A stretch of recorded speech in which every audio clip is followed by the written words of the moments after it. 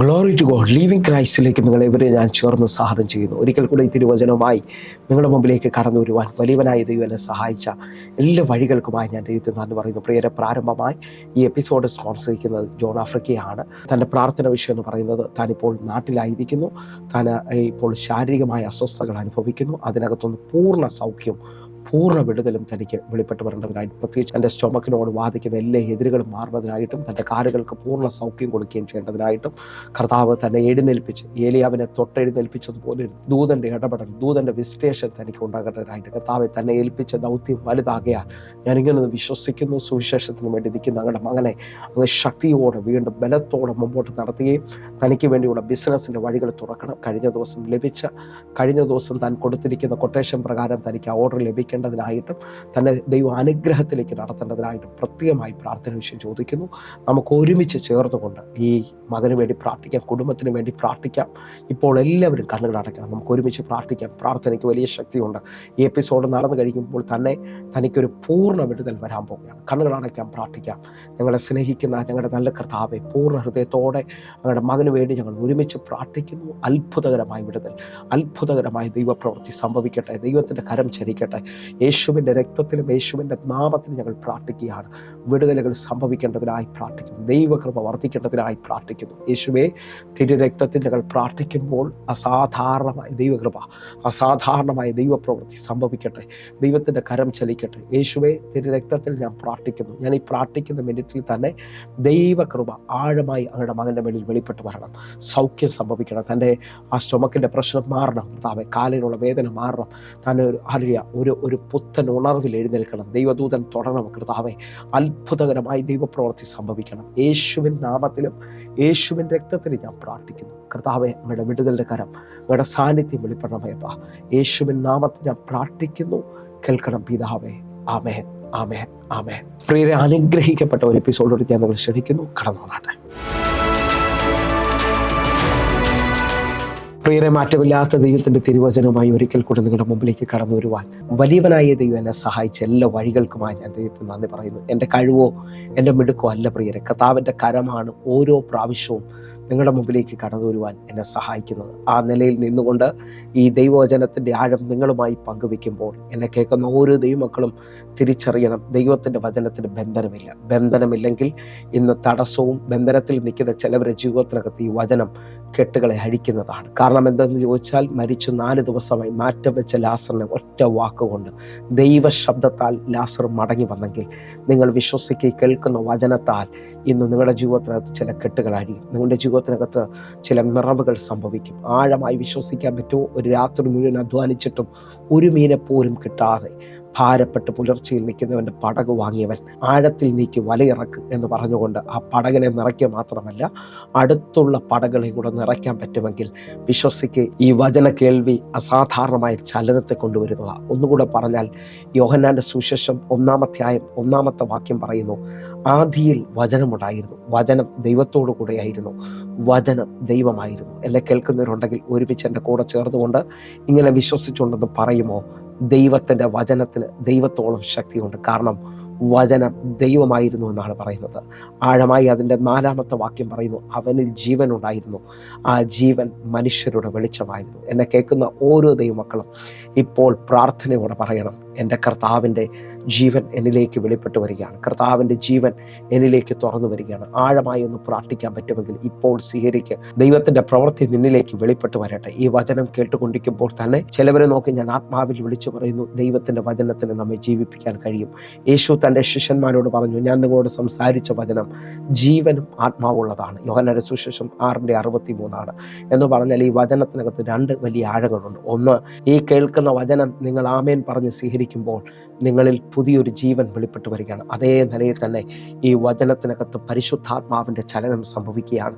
ഇത് ആത്മാവിൻ്റെ ചലനം നിൻ്റെ മേളിൽ വെളിപ്പെടുന്നു. ആത്മാവിൻ്റെ ശക്തി ഒരാളുടെ മേളിൽ വെളിപ്പെട്ടാൽ അവനിൽ എന്ത് സംഭവിക്കുമെന്ന് ചോദിച്ചാൽ, ഉൽപ്പത്തി പുസ്തകം 1-ാം അധ്യായം 1-ാമത്തെ വാക്യം നമുക്ക് വ്യക്തമായി അറിയാം. ആദിയിൽ ദൈവം ആകാശവും ഭൂമിയും സൃഷ്ടിച്ചു. 2-ാമത്തെ വാക്യം എഴുതിക്കുക, ഭൂമി പാഴും ശൂന്യവും ആഴത്തിനു മീതെ ഇരുളുമായിരുന്നു, എന്നാൽ വെള്ളത്തിനു മേലിൽ പരിശുദ്ധാത്മാവ് പരിവർത്തിച്ചു. നിങ്ങൾ വിശ്വസിച്ച് ഭൂമി ഇതാ പാഴായ ശൂന്യമായ ഇരുളായ അനുഭവത്തിൽ എന്ന് പറയുന്നത് ഷേപ്പ്ലെസ് ആയ ഒരു അനുഭവത്തിൽ നിൽക്കുമ്പോൾ കഴുകൻ തൻ്റെ ചിറക് വിരിച്ചു പിടിച്ചിരിക്കുന്നത് പോലെ ഇതാ ദൈവത്തിൻ്റെ പരിശുദ്ധാത്മാവിത വെള്ളത്തിന് മേളിൽ ഭൂമിയുടെ മേളിൽ ചലിക്കുകയാണ്. അങ്ങനെ ഇന്ന് ഈ വചന സന്ദേശം കേട്ടുകൊണ്ടിരിക്കുമ്പോൾ പരിശുദ്ധാത്മാവിൻ്റെ ഒരു നിറവ്, പരിശുദ്ധാത്മാവിൻ്റെ ഒരു പരിവർത്തനം നിങ്ങളുടെ മേളിൽ സംഭവിച്ചു കഴിഞ്ഞാൽ നിങ്ങൾ വിശ്വസിക്കാൻ പറ്റുമെങ്കിൽ എൻ്റെ കൂടെ ചേർന്നുകൊണ്ട് പ്രാർത്ഥിച്ചോ. ആ പാഴായ ശൂന്യമായ ഇരുളായ ഭൂമിയെ ഏതൻ പറുദീസയാക്കിയ ദൈവത്തിൻ്റെ ശബ്ദം ഇതാ നിങ്ങളുടെ ജീവിതത്തിനകത്തും വെളിപ്പെട്ട് വരാൻ പോകുന്നു. പരിശുദ്ധാത്മാവും ദൈവവചനവും ഒരുമിച്ച് സംഗമിച്ചാൽ അവിടെ സൃഷ്ടിപ്പുകൾ സംഭവിക്കും. അവിടെ വലിയ ആഴങ്ങൾ തുറന്നു വരും. ആഴമായി വിശ്വസിക്കുകയും പ്രാർത്ഥിക്കുകയും ചെയ്യുന്ന ചിലവരെ നോക്കി ഞാൻ വിളിച്ചു പറയുന്നു, അസാധാരണമായ ഒരു ദൈവപ്രവൃത്തി, അസാധാരണമായ ഒരു ദൈവത്തിൻ്റെ എഴുന്നേൽപ്പ് ഇതാ നിന്റെ വെളിയിലോട്ട് വെളിപ്പെട്ട് വരികയാണ്. ആഴമായി സ്വീകരിക്കുക. ചലനങ്ങൾ ഉണ്ടാകട്ടെ, സൃഷ്ടിപ്പുകൾ സംഭവിക്കട്ടെ, ദൈവപ്രവൃത്തികൾ സംഭവിക്കട്ടെ. എൻ്റെ കൂടെ വിശ്വസിക്കുകയും പ്രാർത്ഥിക്കുകയൊക്കെ ചെയ്യുന്ന ഓരോ ദൈവമക്കളുടെ മേളിലേക്കും അസാധാരണമായ ചില ചലനങ്ങൾ ഇപ്പോൾ സംഭവിക്കുകയാണ്. ഞാൻ വീണ്ടും വിളിച്ചു പറയുന്നു, പരിശുദ്ധാത്മാവ് നിങ്ങളുടെ മേളിൽ ചലിക്കുന്നുണ്ടെങ്കിൽ യോബ് പറയുന്നു, ഒരു വൃക്ഷമായാൽ അതിന് പ്രത്യാശയുണ്ട്, അത് വെട്ടിയാൽ വീണ്ടും പൊട്ടിക്കിളിർക്കും. ആഴമായി സ്വീകരിക്കാൻ പറ്റുമെങ്കിൽ സ്വീകരിച്ചു. അതിൻ്റെ വേര് നിലത്ത് പഴകിയാലും അതിൻ്റെ കുറ്റി മണ്ണിൽ കെട്ടുപോയാലും വെള്ളത്തിൻ്റെ ഗന്ധം കൊണ്ട് വീണ്ടും പൊട്ടിക്കിളിർക്കും, അത് തളർവിടുമെന്നാണ് വചനം പറയുന്നത്. ഇന്ന് ഈ വചനം കേട്ടുകൊണ്ടിരിക്കുമ്പോൾ ചിലവരെ നോക്കി ഞാൻ ആത്മാവിൽ പ്രവചിക്കുകയാണ്, നീ വീണ്ടും തളർവിടാൻ പോകുന്നു, നീ വീണ്ടും പൊട്ടിക്കിളിർക്കാൻ പോകുന്നു. നിന്റെ ജീവിതത്തിനകത്ത് എഴുന്നേൽപ്പുകൾ സംഭവിക്കുന്നു. കാരണം പരിശുദ്ധാത്മാവിൻ്റെ നദി നിന്റെ മേളിൽ വ്യാപരിക്കുകയാണ്. ഈ വചനം കേട്ടുകൊണ്ടിരിക്കുമ്പോൾ തന്നെ എൻ്റെ കൂടെ ഒന്ന് വിശ്വസിക്കുകയും പ്രാർത്ഥിക്കുകയും ചെയ്യുന്ന ചിലവരെ നോക്കി ഞാൻ വിളിച്ചു പറയുന്നു, വർധനവിൻ്റെ ശക്തി, എഴുന്നേൽപ്പിൻ്റെ ശക്തി, വീണ്ടും നന്മയുടെ സീസണുകൾ ഇതാ തുറന്നു വരാൻ പോകുന്നു. ആഴമായി വിശ്വസിക്കുകയും പ്രാർത്ഥിക്കുകയൊക്കെ ചെയ്യുന്നവരുടെ മേളിൽ ഇതാ പരിശുദ്ധാത്മാവിൻ്റെ ചലനം നടക്കുകയാണ്. പരിശുദ്ധാത്മാവിൻ്റെ ആഴമേറിയ പ്രവൃത്തികൾ വെളിപ്പെട്ട് വരികയാണ്. അങ്ങനെ വിശ്വസിക്കുന്ന ചിലരെ നോക്കി ഞാൻ വിളിച്ചു പറയുന്നു, വാഗ്ദത്ത നിവർത്തികൾ സംഭവിക്കാൻ പോകുകയാണ്. ആഴമായി വിശ്വസിക്കാൻ പറ്റുമെങ്കിൽ ദൈവവചനത്തിൻ്റെ ആഴം നിങ്ങൾ ശ്രദ്ധിച്ച് 119 സങ്കീർത്തനം 105 വാക്യം പറയുന്നു, നിന്റെ വചനം എൻ്റെ കാലിന് ദീപവും എൻ്റെ പാതയ്ക്ക് പ്രകാശവുമാണ്. വിശ്വസിക്കാൻ പറ്റുമെങ്കിൽ മുമ്പോട്ട് ഇരുട്ട് പോലെ നിൽക്കുന്ന ഇനി തടസ്സമാണെന്ന് പറയുന്നവൻ്റെ മുമ്പിൽ ഇതാ ദൈവവചനം വഴിതെളിക്കാൻ പോകുകയാണ്. നിന്റെ ജീവിതത്തിനകത്ത് ഇതുവരെയും കാണാത്ത നന്മകൾ ദൈവവചനം നിന്റെ മുമ്പിലേക്ക് വെളിപ്പെടുത്തുകയാണ്. ഒന്നുകൂടെ അത് ശ്രദ്ധിക്കാമെങ്കിൽ ശ്രദ്ധിച്ചോ. ദൈവവചനത്തിൻ്റെ ശബ്ദത്തിനകത്ത് ചില സൃഷ്ടിപ്പുകൾ ഉണ്ടാകുകയാണ്. ആഴമായി ശ്രദ്ധിക്കാൻ പറ്റുമെങ്കിൽ ശ്രദ്ധിച്ചുകൊണ്ട് ആഴമായി ആഗ്രഹത്തോടെ പ്രാർത്ഥിക്കാൻ പറ്റുന്നുണ്ടെങ്കിൽ പ്രാർത്ഥിക്കുക. പുതിയ നിയമത്തിൽ പരിശുദ്ധാത്മാവിനെ കുറിച്ച് പറയുന്ന വാക്യങ്ങളിൽ ഒന്നാണ്, ദാഹിക്കുന്ന ഏവരും എൻ്റെ അടുക്കൽ വരട്ടെ, എന്നിൽ നിന്ന് അവർ കുടിക്കട്ടെ. വിശ്വസിക്കുന്നതിൻ്റെ ഉള്ളിൽ നിന്ന് തിരുവെഴുത്ത് പറഞ്ഞതുപോലെ ജീവജലത്തിൻ്റെ നദികൾ ഒഴുകും. കുടിച്ചവൻ്റെ ഉള്ളിൽ നിന്ന് ജീവജലത്തിൻ്റെ നദികൾ ഒഴുകുകയാണ്. ആഴമായി ഒന്നുകൂടെ ഒന്ന് പറയട്ടെ, ദൈവവചനം വിത്തെന്ന് അറിയ പുതിയ നിയമത്തിനകത്ത് നമ്മെ പഠിപ്പിക്കുകയാണ്. ഇതാ വിതക്കാരൻ പുറപ്പെടുന്നു, അവൻ വിത്ത് വിതയ്ക്കുകയാണ്. വിത്ത് വിതച്ചത് ചിലത് വഴിയരികിൽ വീണു, ചിലത് പാറ സ്ഥലത്ത് വീണു, ചിലത് മുള്ളിനിടയിൽ വീണു, ചിലത് നല്ല നിലത്ത് വീണു. എന്നെ കേൾക്കുന്നൊരു 4 സ്ഥലത്താണ് ഇതാ വിതക്കാരൻ വിതച്ചത്. വഴിയരികിൽ വീണത് പറവ കൊണ്ടുപോയി, പാറ സ്ഥലത്ത് വീണത് വേരില്ലാത്തത് കൊണ്ട് വെയിലത്ത് വാടിപ്പോകുന്നത് കാണും, മുള്ളിനിടയിൽ വീണത് ആ മുള്ളതിനെ ഞെരുക്കി കളയുകയാണ്. എന്നാൽ നല്ല നിലത്ത് വീണത് 30, 60, 100 മേനിയിലേക്ക് വരികയാണ്. വിശ്വസിക്കാൻ പറ്റുമെങ്കിൽ നിന്റെ ജീവിതത്തിനകത്ത് ആ നല്ല നിലം പോലെ ആഴമായി ശ്രദ്ധിക്കാമെങ്കിൽ ശ്രദ്ധിച്ചോ. ഇവിടെ വിതക്കാരൻ ദൈവമാണ്, വിത്ത് ദൈവത്തിൻ്റെ വചനമാണ്. വിതക്കാരനും വിത്തിനും മാറ്റമില്ലെങ്കിൽ നിങ്ങൾ വിശ്വസിക്ക്, നിലമെന്ന് പറയുന്നത് ഞാൻ നിങ്ങളുമാണ്. ഇപ്പോൾ ആ ഏകാഗ്രഹൃദയത്തോടെ വചനത്തിനുള്ള ആ ദാഹത്തിൽ നിങ്ങൾ ഇത് ഏറ്റെടുക്കുമെങ്കിൽ നിന്റെ ജീവിതത്തിനകത്ത് അസാധാരണമായ വഴികൾ ഇപ്പോൾ തുറന്നു വരാൻ പോവുകയാണ്. നിന്റെ ജീവിതത്തിനകത്ത് ചിലത് വെളിപ്പെട്ട് വരാൻ പോവുകയാണ്. ദൈവപ്രവൃത്തി സംഭവിക്കാൻ പോവുകയാണ്. ആഴമായി വിശ്വസിച്ചുകൊണ്ട് ഏറ്റെടുക്കുക. വലിയ തലങ്ങൾ തുറന്നു വരാൻ പോകുന്നു.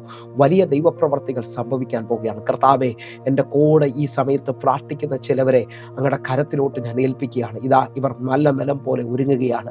ദൈവവചനത്തിൻ്റെ മുമ്പിൽ ഇവരെ തന്നെ ഏൽപ്പിച്ചു കൊടുക്കുമ്പോൾ അത്ഭുതങ്ങൾ സംഭവിക്കുകയാണ്, അതിശയങ്ങൾ സംഭവിക്കുകയാണ്. 100 മേനി വിളവിലേക്ക് വരുമെന്ന് വിശ്വസിക്കുന്നുണ്ടെങ്കിൽ ഒരുമിച്ച് എൻ്റെ കൂടെ ചേർന്ന് ആത്മാവിൽ ആമേൻ എന്ന് പറ.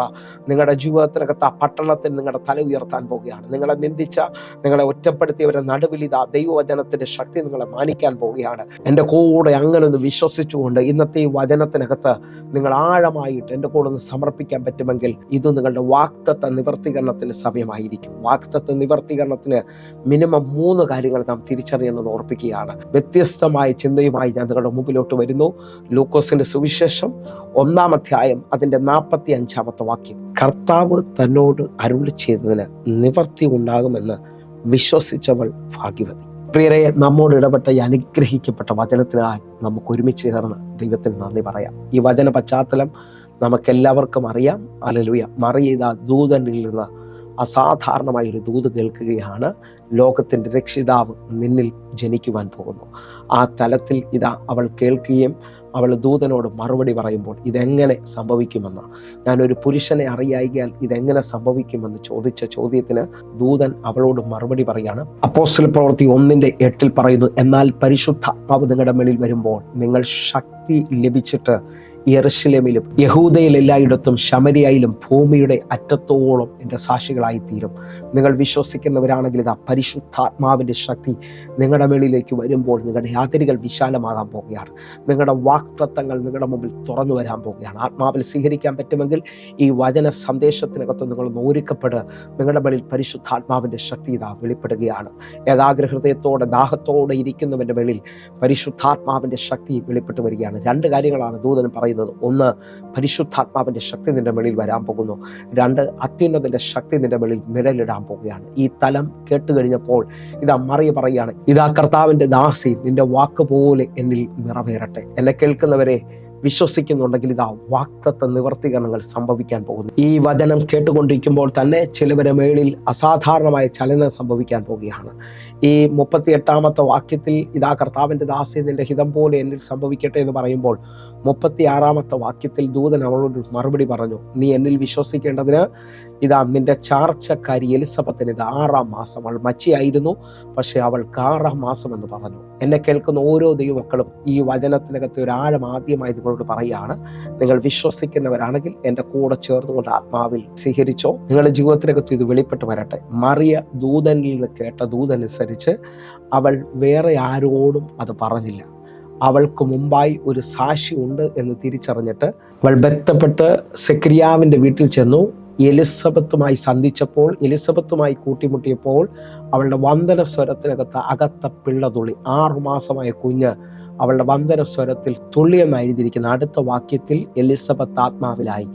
മറിയെ നോക്കി പ്രവചിച്ച വാക്യങ്ങളിൽ ഒന്നാണ് ഞാൻ നിങ്ങളും കുറിവാക്യമായി വായിച്ചു കേട്ടത്. ഇതിനകത്ത് നിന്നുകൊണ്ടൊരു ആശയം പറയുകയാണ്, എല്ലാവരോടും ദൈവം പറഞ്ഞ വാഗ്ദത്തങ്ങൾ നീ പങ്കുവെക്കരുത്. എൻ്റെ ചിന്ത, മറിയെ, നിന്റെ വീട്ടിൽ മറ്റാരും ഇല്ലായിരുന്നു, നിനക്കറിയാവുന്നവരില്ലായിരുന്നു, എന്തുകൊണ്ട് നീ ആരോടും ഇത് പറഞ്ഞില്ല? നീ ബന്ധപ്പെട്ട് എലിസബത്തിൻ്റെ അടുക്കൽ, ഒളിച്ചിരുന്നവളുടെ അടുക്കൽ വന്നത് എന്തിനെന്ന് ചോദിച്ചാൽ, നിനക്കറിയാം എനിക്ക് മുമ്പേ ദൂത് കേട്ടവൾ, എനിക്ക് മുമ്പേ അത്ഭുതം കണ്ടവളുമായി പങ്കുവെച്ചാൽ എന്നിലും ഒരു ചലനം ഉണ്ടാകാൻ പോവുകയാണ്. അങ്ങനെ ഉണ്ടെങ്കിൽ നിങ്ങൾ അതേ വിശ്വാസമുള്ള, നിങ്ങളെക്കാളും വിശ്വാസ വർധനമുള്ളവരോട് നിങ്ങളുടെ വിഷയങ്ങൾ പങ്കുവെച്ചാൽ അതിനകത്ത് ചലനമുണ്ടാകും. എന്നാൽ ആഴം പറയട്ടെ, നിങ്ങൾ കേട്ട വാഗ്ദത്തങ്ങളിൽ, നിങ്ങൾ കേട്ട വിശ്വാസത്തിൽ ബലൂൺ വീർത്തിരിക്കുന്നതിനകത്ത് മുട്ടുസൂചി മതി ആ ബലൂണിനെ ഇല്ലാതാക്കുവാനായിട്ട്. ഞാൻ ആഴമായി വിളിച്ചു പറയാം, എല്ലാവരോടും നിങ്ങളുടെ വാഗ്ദത്തങ്ങൾ പങ്കുവെക്കരുത്.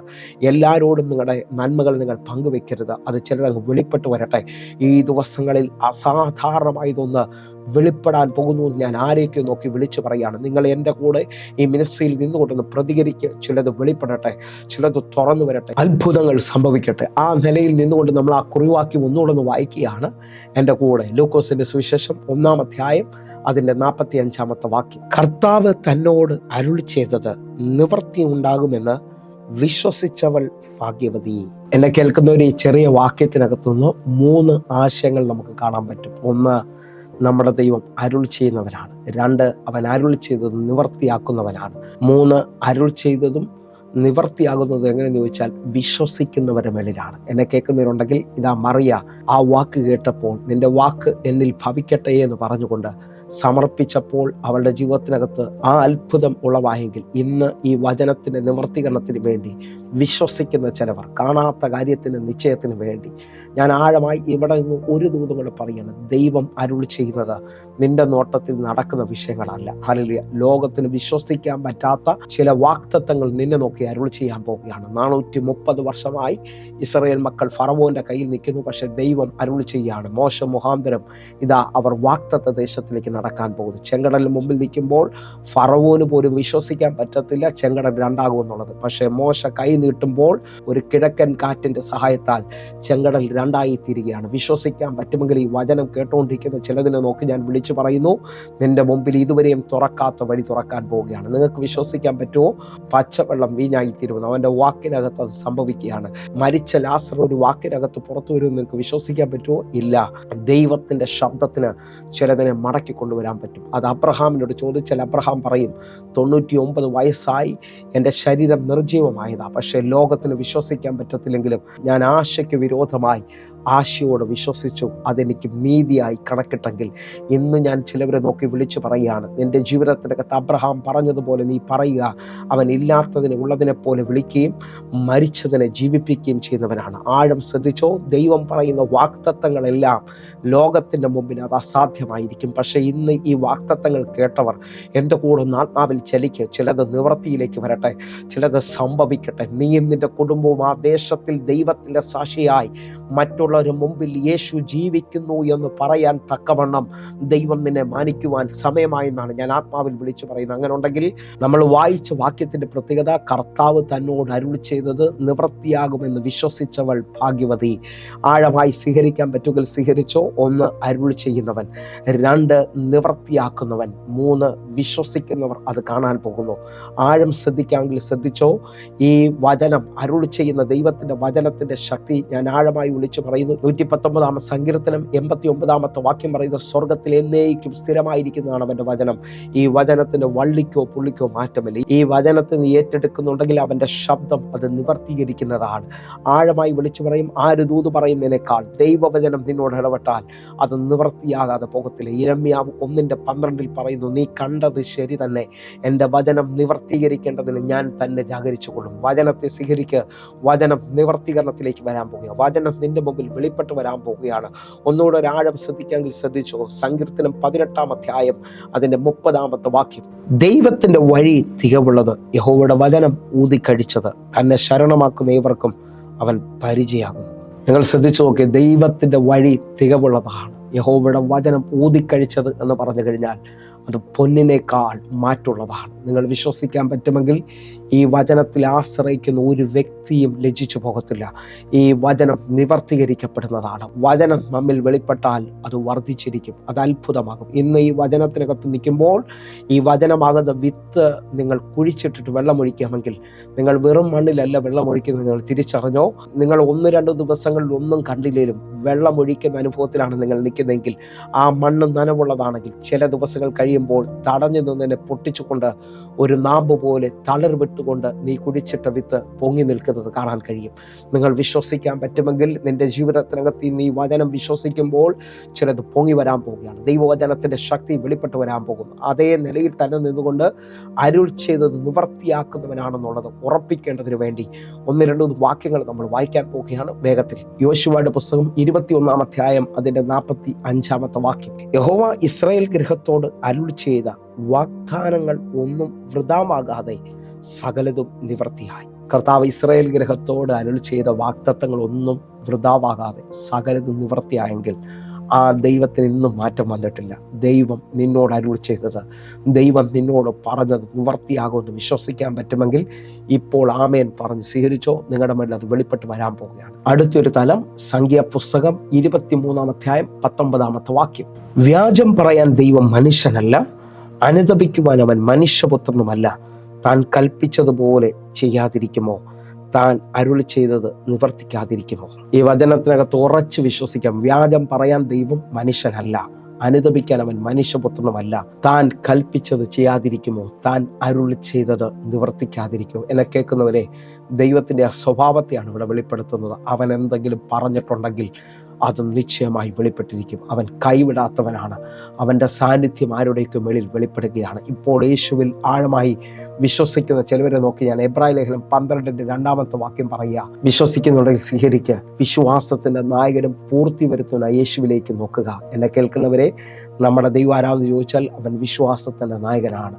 അവനത് പൂർത്തീകരിക്കുന്നവനാണ്. ആഴമായി നമ്മുടെ ദൈവത്തെ ഒന്നുകൊണ്ടൊന്ന് വിശ്വസിക്കാൻ പറ്റുമെങ്കിൽ എബ്രായ ലേഖനം 13:8 യേശുക്രിസ്തു ഇന്നലെയും ഇന്നും എന്നേക്കും അനന്യൻ തന്നെ, രൂപഭാവ മാറ്റമില്ലാത്തവൻ. ഇന്നലകളിൽ വാഗ്ദത്തം നിവർത്തീകരിച്ചിട്ടുണ്ടെങ്കിൽ, തൻ്റെ ഭക്തന്മാർക്ക് വേണ്ടി സിംഹത്തിൻ്റെ വായടച്ചിട്ടുണ്ടെങ്കിൽ, നിന്നെ അത്ഭുതകരമായി മന്ത്രിപദത്തിലേക്ക് കൊണ്ടുവരാൻ ദൈവത്തിന് കഴിയുമെങ്കിൽ, നീ കേട്ട വാഗ്ദത്തങ്ങൾ നിന്റെ മേളിൽ വെളിപ്പെട്ട് വരും. പഴയ നിയമത്തിൽ ഭക്തനായ യോസഫിനെ നോക്കിയേ, വാഗ്ദത്തം താൻ പറഞ്ഞപ്പോൾ പൊട്ടക്കിണറ്റിൽ വീണു, അടിമച്ചന്തയിലെത്തി, അവിടുന്ന് പൊത്തീഫറിന്റെ വീട്ടിൽ വന്നു, അവിടുന്ന് കാരാഗ്രഹത്തിൽ വന്നു. ലോകത്തിന് ഇനി ഒരിക്കലും വിശ്വസിക്കാൻ പറ്റത്തില്ലെന്ന് പറഞ്ഞുകൊണ്ട് നിൽക്കുമ്പോൾ വാഗ്ദത്തം ചെയ്തവൻ ഇതാ കാരാഗ്രഹത്തിൽ നേരെ മന്ത്രിപദത്തിലോട്ട് കൊണ്ടുപോവുകയാണ്. തൻ്റെ വസ്ത്രം ഊരിയെടുത്ത് തന്നെ കുറ്റക്കാരനാക്കിയെങ്കിലും താൻ ഒന്നും മിണ്ടിയില്ല. കാരണം തനിക്ക് വേണ്ടി ഉത്തരം പറയുന്ന, തന്നെ മാനിക്കുന്ന ഒരു ദൈവം ഉണ്ടെന്ന് യോസഫിന് വ്യക്തമായി അറിയാം. ഇന്ന് ഈ വചന സന്ദേശം കേട്ടുകൊണ്ടിരിക്കുമ്പോഴും നിനക്ക് വിരോധമായി ചലിച്ചതിനെ നോക്കി നീ ദൈവത്തെ നോക്ക്. നിന്റെ മേളിൽ ചിലത് നിവർത്തിയാക്കാമെന്ന് പറഞ്ഞത് മനുഷ്യനല്ലോ, ദൈവം അത് ചെയ്യുകയാണ്. ദൈവത്തിൽ നിന്നും അത് പ്രാപിക്കാൻ ഈ മിനിറ്റിൽ നീ ഒരുങ്ങുക. എന്നെ കേൾക്കുന്നവരെ, ഈ വചനത്തിനകത്ത് നിന്നുകൊണ്ട് ഒന്ന് അരുൾ ചെയ്യുന്നവൻ, രണ്ട് നിവർത്തിയിരിക്കുന്നവൻ. അത് വിശ്വസിച്ചവൾ ഭാഗ്യവതി എന്ന് പറയുമ്പോൾ വിശ്വാസത്തിൻ്റെ ആഴം കൊണ്ടൊന്ന് തൊടുകയാണ്. 12 വർഷമായ രക്തസ്രാവ സ്ത്രീ, അവൾ യേശുവിനെ കുറിച്ച് കേൾക്കുകയാണ്. അവൾക്കൊരു മുന്നറിവില്ല, ഇങ്ങനെ യേശു സൗഖ്യമാക്കുമെന്ന് ചോദിച്ചാൽ അറിയത്തില്ല. പക്ഷെ അവൾ കേട്ട മാത്രയിൽ അവൾ വിളിച്ചു പറയാൻ തുടങ്ങി, തൊട്ടാൽ ഞാൻ രക്ഷപ്പെടും. നിങ്ങൾ ഈ മിനിറ്റ് മുതൽ കാണാത്ത കാര്യത്തിൻ്റെ നിശ്ചയം പറഞ്ഞാട്ടെ. വിശ്വാസം എന്നതോ ആശിക്കുന്നതിൻ്റെ ഉറപ്പും കാണാത്ത കാര്യത്തിൻ്റെ നിശ്ചയമാണ്. നിങ്ങൾ വിശ്വാസം പറഞ്ഞുകൊണ്ട് നിങ്ങളുടെ അത്ഭുതത്തിലേക്ക് നിങ്ങൾ നടക്കുക. നിങ്ങളുടെ ജീവിതത്തിനകത്തൊരു ദൈവപ്രവൃത്തി ഉണ്ട് എന്ന് നിങ്ങൾ തിരിച്ചറിയുക. അപ്പോൾ ഈ വചനത്തിനകത്ത് തന്നെ നിൽക്കുമ്പോൾ ചിലരെ നോക്കി ഞാൻ വിളിച്ചു പറയുന്നു, ദൈവഹിതം നമ്മിൽ വെളിപ്പെടുന്ന വഴികളെ നാം പ്രാർത്ഥനയോടെ തിരിച്ചറിയണം. ദൈവഹിതം നമ്മിൽ വെളിപ്പെടുന്ന വഴിയെ നാം പ്രാർത്ഥനയോടെ അറിയണമെന്ന് പറഞ്ഞു കഴിഞ്ഞാൽ എങ്ങനെയാണ് ഇത് നിവർത്തീകരിക്കുന്നതെന്ന് നമുക്ക് മനസ്സിലാകത്തില്ല. പക്ഷേ അവിശ്വസിക്കാൻ തുടങ്ങിയാൽ പലതിനും കാലതാമസം വരും. നമ്മുടെ അകത്ത് വേദനയും വിഷമങ്ങളും മാത്രമാണ്. പക്ഷേ വിശ്വസിച്ചുകൊണ്ട് വീണ്ടും വീണ്ടും ഏറ്റു പറഞ്ഞാൽ നീ ഒരു നന്മ കാണാൻ പോകുക. അപ്പോൾ ഇവിടെ ഇതാ മറിയയുടെ വന്ദന സ്വരത്തിൽ എലിസബത്തിന്റെ അകത്ത് കിടക്കുന്ന കുഞ്ഞായ യോഹന്നാൻ തുള്ളുന്നുണ്ടെങ്കിൽ, ഇതാ യോഹന്നാൻ വഴിയൊരുക്കാൻ വന്നവനാണ്. വഴിയൊരുക്കാൻ വന്ന യോഹന്നാൻ യേശുവിന്റെ 30 വയസ്സ് കഴിഞ്ഞപ്പോൾ യേശുവിനെ തിരിച്ചറിയാൻ പറ്റുന്നില്ല. നിങ്ങൾ ഒന്നുകൂടെ ഒന്ന് മനസ്സിലാക്കേണ്ടതിന് വേണ്ടി മത്തായിയുടെ സുവിശേഷം 11-ാം അധ്യായം അതിന്റെ 2-ാമത്തെ വാക്യത്തിലേക്ക്, യോഹന്നാൻ കാരാഗ്രഹത്തിൽ വെച്ച് ക്രിസ്തുവിന്റെ പ്രവൃത്തികളെ കുറിച്ച് കേട്ടിട്ട് തൻ്റെ ശിഷ്യന്മാരെ അയച്ചു. 3-ാമത്തെ വാക്യം, വരുവാനുള്ളവൻ നീയോ, ഞങ്ങൾ മറ്റൊരുവനെ കാത്തിരിക്കണമോ എന്ന് അവർ മുഖാന്തരം അവനോട് ചോദിച്ചു. 4-ാമത്തെ വാക്യം, യേശു അവരോട്, കുരുടർ കാണുന്നു, മുടന്തർ നടക്കുന്നു, കുഷ്ഠരോഗികൾ ശുദ്ധരായി തീരുന്നു, ചെകിടർ കേൾക്കുന്നു, മരിച്ചവർ ഉയർക്കുന്നു, ദരിദ്രനോട് സുവിശേഷം അറിയിക്കുന്നു എന്നിങ്ങനെ നിങ്ങൾ കേൾക്കുകയും കാണുകയും ചെയ്യുന്നത് യോഹന്നാനെ ചെന്ന് അറിയിക്കുവിൻ. ഈ വാക്യങ്ങൾ വായിക്കുമ്പോൾ ഇതാ യോഹന്നാന് തന്നെ കൺഫ്യൂഷൻ ആകുകയാണ്. വരാനുള്ളവൻ ഇവൻ തന്നെയാണോ? വഴിയൊരുക്കാൻ വന്നവൻ, ദൈവരാജ്യത്തെ വെളിപ്പെടുത്താൻ വന്നവൻ ഇപ്പോൾ ഹല്ലേലൂയ ദൈവരാജ്യത്തിൻ്റെ സ്ഥാപന കണ്ടിട്ട് മനസ്സിലാകുന്നു എന്ന് പറഞ്ഞാൽ, ദൈവഹിതം വെളിപ്പെടുമ്പോൾ ചിലവർക്ക് അത് സത്യമാണോ ഇല്ലയോ എന്നുള്ളത് മനസ്സിലാകാതെ കാലതാമസങ്ങളിലേക്ക് പോകുന്നത് കാണാൻ കഴിയും. പക്ഷേ ഞാൻ ആത്മാവിൽ വിളിച്ച് പറയുകയാണ്, ഇതിൻ്റെ 6-ാമത്തെ വാക്യമാണ് ആഴം. നിങ്ങൾ പ്രാർത്ഥനയോടെ നിങ്ങളുടെ ജീവിതത്തിനകത്ത് ഈ ദൈവിക ടൈമുകളെ നിങ്ങൾ തിരിച്ചറിയണം. ഇതാ പത്രോസ് വല കഴുകിക്കൊണ്ടിരിക്കുമ്പോൾ ആ പടകിനെ ചോദിച്ച യേശുവിനെ അവന് തിരിച്ചറിയാൻ പറ്റിയില്ലെങ്കിൽ അവൻ്റെ ജീവിതത്തിനകത്ത് എവിടെയോ നഷ്ടങ്ങൾ സംഭവിച്ചേനെ. എന്നാൽ ആഴമായി വിശ്വസിച്ചുകൊണ്ട് പറ, മറിയ ടൈമിങ് അറിഞ്ഞതുകൊണ്ടാണ് അവിടെ നിൽക്കുന്ന ബാല്യക്കാരോട് പറഞ്ഞത്, ഇവൻ എന്തെങ്കിലും പറഞ്ഞാൽ ചെയ്യുവൻ. നിങ്ങളുടെ മേളിൽ വെളിപ്പെടുന്ന ദൈവിക ടൈമിങ്ങിനെ നിങ്ങൾ തിരിച്ചറിയാമെങ്കിൽ അസാധാരണമായ ദൈവപ്രവൃത്തികൾ നിങ്ങൾ കാണും. മത്തായിയുടെ സുവിശേഷം 11-ന്റെ 6-ാമത്തെ വാക്യോട് വായിച്ചിട്ട് നമ്മൾ പ്രാർത്ഥിക്കാൻ പോവുകയാണ്. എന്നാൽ എന്നിൽ ഇടറിപ്പോകാത്തവനെല്ലാം ഭാഗ്യവാൻ എന്ന് ഉത്തരം പറഞ്ഞു. നമ്മൾ കർത്താവിൽ ഇടറാതെ കർത്താവിൻ്റെ സാന്നിധ്യത്തിൽ അവൻ്റെ ശബ്ദത്തിനകത്ത് നിൽക്കുമെങ്കിൽ മലകൾ മെഴുകുപോലെ ഉരുകുന്നത് കാണാൻ പറ്റും. സന്തോഷത്തിൻ്റെ പരിപൂർണത വെളിപ്പെടുന്നത് കാണാൻ പറ്റും. സ്വസ്ഥത, മോശയോട് കൂടെ പോയ സാന്നിധ്യം മോശയ്ക്ക് സ്വസ്ഥത കൊടുത്തെങ്കിൽ നമുക്ക് കണ്ണുകൊണ്ടൊന്ന് അടയ്ക്കാൻ പ്രിയരെ. ദൈവിക വാഗ്ദത്തങ്ങളുടെ നിവർത്തീകരണം സംഭവിക്കാൻ പോകുന്ന ഈ 3 ആശയങ്ങൾ നിങ്ങളുടെ ജീവിതത്തിനകത്ത് നിങ്ങളെ അടുത്ത നിലകളിലേക്ക് കൊണ്ടുവരട്ടെ. ദൈവം വാക്കുമാറാത്തവൻ, ദൈവം അരുളി ചെയ്തു നടക്കും. അങ്ങനെ ഒരുമിച്ച് വിശ്വസിക്കുന്ന കണ്ണുകൾ അടയ്ക്കാം. ഞങ്ങളെ സ്നേഹിക്കുന്ന ഞങ്ങളുടെ നല്ല കർത്താവേ, പൂർണ്ണ ഹൃദയത്തോടെ ഞങ്ങൾ ഒരുമിച്ച് ചേർന്ന് പ്രാർത്ഥിക്കുന്നു. ഒരു ദൈവിക വിടുതലിൻ്റെ സമയമാകട്ടെ, ഇതൊരു അത്ഭുതത്തിൻ്റെ സമയമാകട്ടെ, ദൈവപ്രവൃത്തിയുടെ സമയമാകട്ടെ. യേശുവെ, തിരുരക്തത്തിൽ ഞാൻ ഏൽപ്പിക്കുന്നു ഒരു വലിയ ദൈവപ്രവൃത്തി, ഒരു വലിയ അതിശയം ഇന്ന് ഈ മിനിറ്റിൽ ഞങ്ങൾക്ക് വേണ്ടി അയക്കുന്നതിനായി മമ്മി യേശുവിൻ്റെ തിരുരക്തത്തിൽ ഞാൻ ഏൽപ്പിക്കുന്നു. ഇത് ദൈവപ്രവൃത്തിയുടെ സമയമാകിയാൽ അനേകരുടെ ജീവിതത്തിനകത്ത് ദൈവവചനം ഇടപെട്ടതിനായി മമ്മി. വാക്കുമാറാത്തവൻ അത്ഭുതങ്ങളെ ചെയ്തതിനായി സ്തോത്രം. സൗഖ്യമായതിനായി മമ്മി. വിടുതലുകൾ സംഭവിച്ചതിനായി സ്തോത്രം. യേശുവിൻ നാമത്തിൽ പ്രാർത്ഥിക്കുന്നു, കേൾക്കണം പിതാവേ, ആമേൻ. പ്രിയരെ, ഈ വചന സന്ദേശം നിങ്ങൾക്ക് അനുഗ്രഹമാകുന്നുവെങ്കിൽ വേഗത്തിൽ തന്നെ ഈ കാണുന്ന നമ്പറുകളിൽ നിങ്ങൾ കോൺടാക്ട് ചെയ്യും. വാട്സാപ്പിൽ നിങ്ങൾ നേരിട്ട് വിളിക്കുകയോ കോൺടാക്ട് ചെയ്താൽ ഞാൻ നിങ്ങൾക്ക് വേണ്ടി പ്രാർത്ഥിക്കും. നിങ്ങൾ വേഗത്തിൽ തന്നെ കോൺടാക്ട് ചെയ്യണമെന്ന് ഓർപ്പിക്കുന്നു. അതേപോലെ പ്രയർ ലൈനിൽ നിങ്ങൾ നേരിട്ട് വിളിച്ചാട്ടെ. നിങ്ങളുടെ പ്രാർത്ഥന വിഷയങ്ങൾക്ക് വേണ്ടി ഞങ്ങൾ ഒരുമിച്ച് പ്രാർത്ഥിക്കാൻ തയ്യാറാകുന്നു. അതേ നിലയിൽ തന്നെ നമ്മുടെ യൂട്യൂബ് ചാനലിലേക്ക് നിങ്ങൾ കടന്നു പറയുന്നു ഓർപ്പിക്കുന്നു. അതേപോലെ തൃശ്ശൂരും എറണാകുളത്തും കൊല്ലത്തും കുണ്ട്രയിലും തിരുവനന്തപുരത്തും ഒക്കെ നടക്കുന്ന ആരാധനയിലേക്ക് ഞാൻ നിങ്ങളെ ക്ഷണിക്കാൻ നിങ്ങൾ കടന്നു വരണം. വലിയ ദൈവ പ്രവർത്തികൾ നിങ്ങളുടെ ജീവിതത്തിനകത്ത് സംഭവിക്കും. കർത്താവ് നിങ്ങളെ അധികത്തിൽ മാനിക്കട്ടെ. God bless you. ആമേൻ.